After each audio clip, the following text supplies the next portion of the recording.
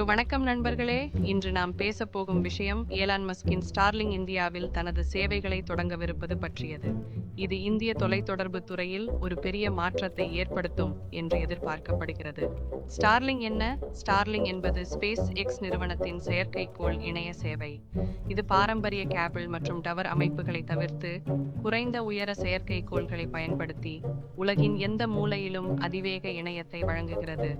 Airtel மற்றும் ஜியோவின் ஒப்பந்தங்கள் இந்தியாவில் ஸ்டார்லிங்கின் சேவைகளை வழங்க ஏர்டெல் மற்றும் ஜியோ ஆகியவை ஸ்பேஸ் எக்ஸுடன் ஒப்பந்தம் செய்துள்ளன.